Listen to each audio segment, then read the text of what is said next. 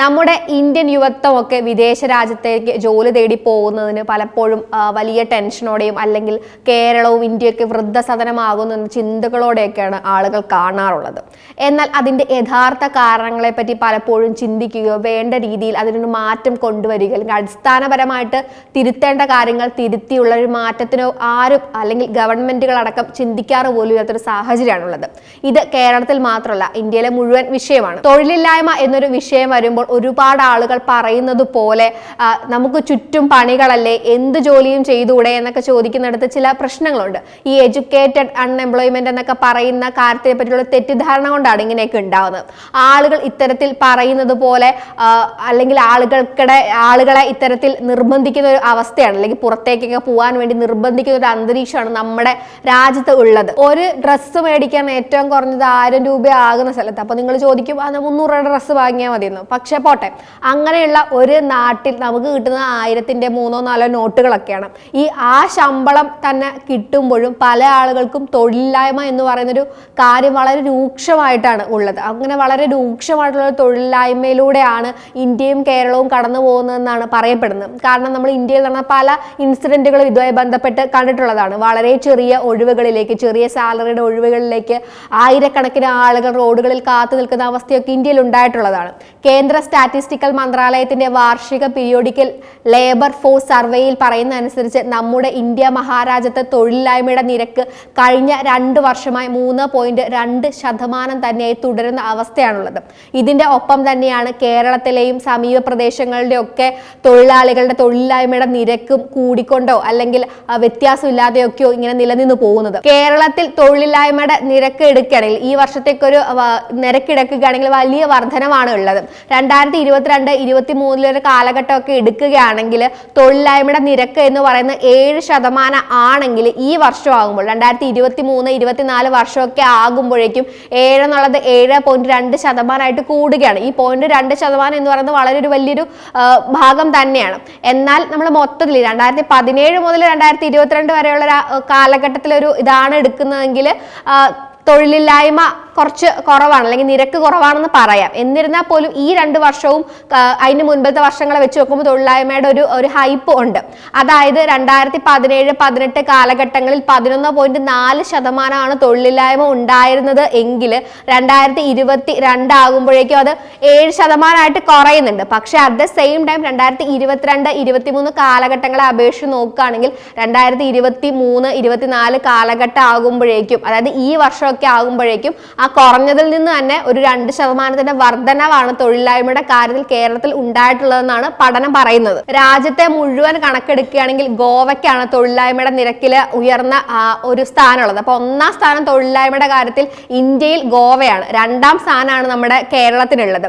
ഗോവയിൽ 8.5% തൊഴിലില്ലായ്മ എങ്കിൽ നമ്മൾ പറഞ്ഞ പോലെ 2ാം സ്ഥാനത്തുള്ള കേരളത്തിനുള്ളത് 7.2%.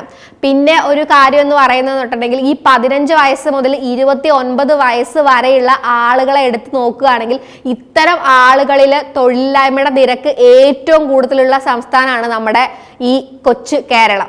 ഏകദേശം 29.9% കേരളത്തിൽ തൊഴിലില്ലായ്മ ഉള്ളത്. ഗോവയ്ക്കും കേരളത്തിനും തൊട്ട് താഴെയുള്ളത് നാഗാലാൻഡ് എന്ന് പറയുന്ന സംസ്ഥാനമാണ്. നാഗാലാൻഡിലെ 7.1% തൊഴിലില്ലായ്മയുടെ നിരക്കുള്ളത്. അതിന്റെ തൊട്ട് താഴെയുള്ളത് മേഘാലയാണ്. മേഘാലയയിൽ 6.2% തൊഴിലില്ലായ്മയുടെ നിരക്ക്. അതിന്റെ തൊട്ട് താഴെ വരുന്നത് അരുണാചൽ പ്രദേശ്, അതേപോലെ തന്നെ മണിപ്പൂരുമാണ്. 2 സ്ഥലത്തും 6.1% തൊഴിലില്ലായ്മയുടെ നിരക്കായിട്ട് കണക്കാക്കുന്നത്. കേരളത്തിന് ഒരു കാര്യം എടുക്കുകയാണെങ്കിൽ ഒരു കാർഷിക മേഖലയിൽ കൂടുതൽ ശ്രദ്ധ ഊന്നുന്ന ഒരു സ്ഥലമാണ്. അപ്പം മേഖലകളിൽ ജോലി ചെയ്യുന്ന ഒരുപാട് ആളുകളാണ് തൊഴിലില്ലായ്മ അനുഭവിക്കുന്നത്.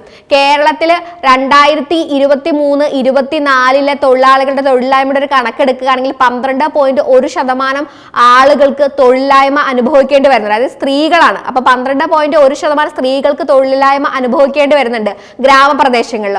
ഒപ്പം തന്നെ ഗ്രാമപ്രദേശങ്ങളിൽ 4.6% പുരുഷന്മാർക്കും തൊഴിലില്ലായ്മ ഉണ്ട്. ഏകദേശം 7.6% കേരളത്തിലെ ഗ്രാമമേഖലകളിൽ തൊഴിലില്ലാത്ത ആളുകളുടെ കണക്കായിട്ട് മൊത്തമായിട്ട് നോക്കുമ്പോൾ വരുന്നത്. ഇനി ഗ്രാമമേഖലകൾ വിട്ടിട്ട് നഗരത്തിലേക്ക് വരികയാണെങ്കിൽ നഗരത്തിലും സ്ത്രീകളുടെ തൊഴിലില്ലായ്മയുടെ കാര്യത്തിൽ ഒരു വർധനവ് തന്നെയാണ് ഉള്ളത്. ഏകദേശം 10.9% സ്ത്രീകൾക്കും നഗരത്തിൽ തൊഴിലില്ലായ്മ എന്നൊരു പ്രശ്നം അനുഭവിക്കേണ്ടി വരുന്നുണ്ട് എന്നാണ് പറയുന്നത്.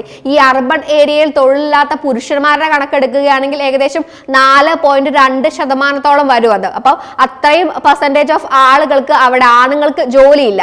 അതിന്റെ ഒപ്പം തന്നെ പറഞ്ഞപ്പോൾ ടോട്ടൽ പോപ്പുലേഷന്റെ അർബൻ പോപ്പുലേഷന്റെ ഒരു വലിയ അളവ് തൊഴിലാളികൾ, അതായത് ടോട്ടൽ പോപ്പുലേഷൻ എടുക്കുമ്പോൾ ഒരു 6.7% മൊത്തത്തിൽ തൊഴിലില്ലായ്മ ഉള്ള ആളുകൾ നിറഞ്ഞതാണ് എന്നാണ് പറയുന്നത്. അല്ലെങ്കിൽ അത്രമാത്രം തൊഴിലില്ലായ്മ ഉണ്ട് എന്നാണ് പഠനം പറയുന്നത്. ഇനി നമ്മുടെ കേരള സംസ്ഥാനം മുഴുവനുള്ള കാര്യം എടുക്കുകയാണെങ്കിൽ, അത് അർബണും റൂറലും എല്ലാ മേഖലകളെ നോക്കി എടുക്കുകയാണെങ്കിൽ സ്ത്രീകളിൽ തൊഴിലില്ലായ്മ 11.6%, പുരുഷന്മാരിൽ 4.4%.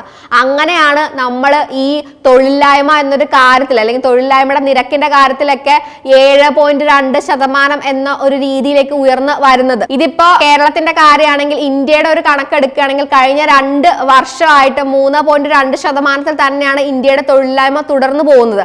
അതായത് തൊഴിലില്ലായ്മയുടെ കാര്യത്തിൽ ഒരു കുറവ് ഉണ്ടായിട്ടില്ലെന്ന് സാരം. കേരളം തൊഴിലില്ലായ്മയുടെ കാര്യത്തിൽ 7.2% ഒക്കെ ആയിട്ട് 2ാം സ്ഥാനത്താണ് ഇന്ത്യയിൽ നിൽക്കുന്നതെങ്കിൽ നമ്മുടെ തൊട്ടടുത്ത സംസ്ഥാനമായിട്ടുള്ള അല്ലെങ്കിൽ അയൽ സംസ്ഥാനമായിട്ടുള്ള അയൽക്കാരായ തമിഴ്നാട്ടിലെ തൊഴിലില്ലായ്മയുടെ നിരക്ക് നമ്മളെക്കാൾ കുറവാണ്. 3.5% മാത്രമേ അവിടെ തൊഴിലില്ലായ്മ ഉള്ളൂ.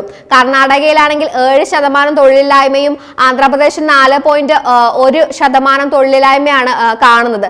ഈ ചെറുകിട സംരംഭങ്ങളെയൊക്കെ തകർക്കാൻ നോക്കുകയും അല്ലെങ്കിൽ എന്തെങ്കിലും ബിസിനസ്സുകൾ വരുമ്പോൾ ഉടായ്പകൾ പറഞ്ഞ് അതിന്റെ പുറകെ നടന്ന് അത് പൂട്ടിക്കാൻ ശ്രമിക്കുകയൊക്കെ ചെയ്യുന്ന ആളുകൾ കേൾക്കാനുള്ള ഒരു കാര്യമാണ്. ഇത് തൊഴിലില്ലായ്മ ഇത്തരത്തിൽ വളരുന്നതിന്റെ ഒരു കാരണമാണ് നമ്മൾ പറയുന്നത്. അപ്പൊ ഇത്തരത്തിലുള്ള ആളുകളെല്ലാം നമ്മുടെ ഇന്ത്യയുടെയും കേരളത്തിന്റെയും ഒക്കെ സാമ്പത്തിക വ്യവസ്ഥയെ മോശമായ രീതിയിൽ ബാധിക്കുന്നതിന് കാരണമാകുന്ന ആളുകൾ തന്നെയാണ്.